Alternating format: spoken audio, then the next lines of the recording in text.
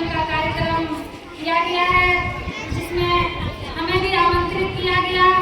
मैं अपनी ओर से विद्यालय परिवार को धन्यवाद करती हूँ और आज के इस कार्यक्रम में उपस्थित मुख्य अतिथि के रूप में सात पंचायत के पूर्व मुखिया श्री प्रवीण कुमार साहू जी एवं वार्ड सदस्य मोहित हुसैन जी, वार्ड सदस्य प्रतिनिधि रामदास साहू जी, इस ग्राम सात के समाज सेवी एवं इस ग्राम सात के तमाम माताएं बहनें, नौजवान भाई बंधु और इस विद्यालय के प्रिंसिपल, डायरेक्टर एवं सभी सहयोगी शिक्षकगण, आप सबों का हार्दिक अभिनंदन हमारी ओर से एवं ब्राइट फ्यूचर पब्लिक स्कूल के छोटे नन्हे बच्चे बच्चियों का मैं उज्जवल भविष्य की कामना करती हूँ।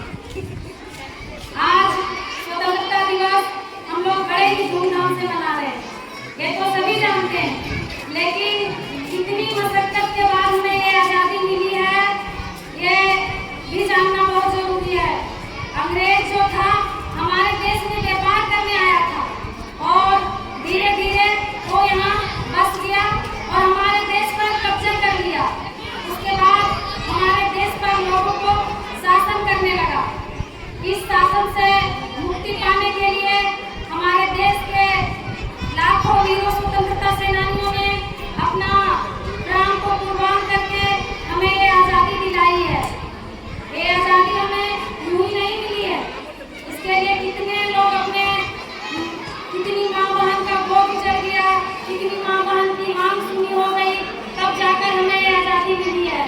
इसलिए हम आप सभी से कहना चाहते हैं कि आज इस आज़ादी को कभी हमें भूलना नहीं चाहिए, उन वीर शहीदों को नहीं भूलना चाहिए। मेरे प्यारे बच्चों, अब मैं आप लोगों को शिक्षक और शिक्षा के बारे में दो शब्द कहना चाहूँगी, क्योंकि आज के जिंदगी में शिक्षा ही जीवन का आधार है। शिक्षा के बिना मनुष्य का जीवन पशु के समान होता है। जो व्यक्ति पढ़ा लिखा नहीं है उसका समाज में कोई वैल्यू नहीं है, कोई अस्तित्व नहीं है। इसलिए आज के समय में पढ़ना लिखना बहुत जरूरी है। जो व्यक्ति पढ़ा लिखा होता है वो अपनी कर्तव्य और अपने अधिकार को समझता है और वो अपने हौसले से विकास करने की क्षमता रखता है। तो जो पढ़ेगा लिखेगा वही ना आगे बढ़ेगा। अभी सरकार की तरफ से हमें समान शिक्षा पाने का अधिकार है, चाहे वो बेटा हो या बेटी हो। अभी शक्ति सर बोल रहे थे कि भ्रूण हत्या के बारे में, खासकर बेटियों को समाज में शुरू से ही मतलब क्या बोलते हैं उसको हेय दृष्टि से देखा गया है। लेकिन नारी कभी कमजोर नहीं है। जब संविधान लिखा जा रहा था उस टाइम भी कुछ महिला संविधान के लिखने के क्रम में उपस्थित थी। तब से महिलाओं को, इससे पहले महिलाओं को 30% आरक्षण मिला था, चाहे वो नौकरी करना हो, पढ़ना हो या किसी भी तरह की कार्यक्रम में भागीदारी लेना हो। लेकिन जब 73वां संविधान संशोधन हुआ तो हम लोग को बढ़ाकर 50% आरक्षण कर दिया गया है। अब हम लोग भी बराबर के अधिकार में हैं। वो जो पुरुष कर सकता है वो महिला भी कर सकती है।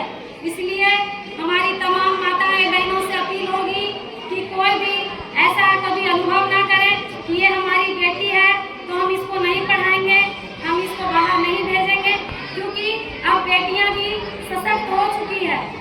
इसलिए अपने बच्चे हो या बच्चियां हो सबको अवश्य पढ़ाएं और अवश्य उनको आगे बढ़ाएं।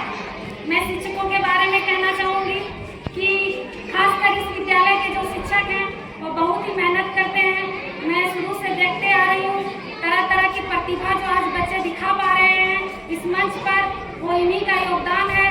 वरना ऐसा तो सरकारी विद्यालयों में नहीं हो पाता है और वहाँ के बच्चे कचोट के रह जाते हैं, ना ही वहाँ ऐसी मतलब व्यवस्था, जबकि सरकार की ओर से हर सुविधा दिया जा रहा है, हर तरह की सुविधा बच्चों के लिए है। फ्री में आपको खाना मिल रहा है, फ्री में ड्रेस मिल रहा है, फ्री में हर एक चीज किताब कॉपी मिल रहा है।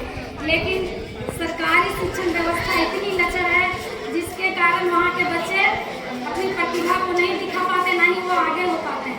इसलिए जिनके अभिभावक अपने तरह से सक्षम है वो अपने बच्चे को प्राइवेट स्कूल में पढ़ाते हैं।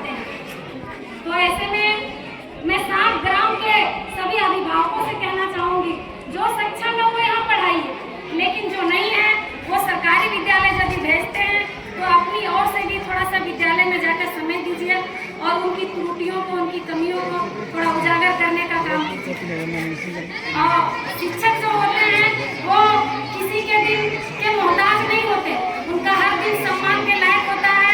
उनको गुरु का दर्जा दिया गया है, यानी कि भगवान का दर्जा दिया गया है। इसीलिए हमें शिक्षकों का भी सम्मान करना चाहिए, अपने अभिभावकों का भी सम्मान करना चाहिए, अपने से बड़ों का भी सम्मान करना चाहिए। अभी आज़ादी का अमृत महोत्सव चल रहा है, इसके उपलक्ष्य में हर घर में झंडा लगाना था। जो जानते हैं वो लगाए, मैं तो बोली हुई थी, जो नहीं जानते चलिए। ये इसलिए क्योंकि उन वीरों शहीदों को हम लोग को याद करने का है, जो शायद अब आदमी भूलने लगे कि ये आज़ादी हमें कैसे मिली।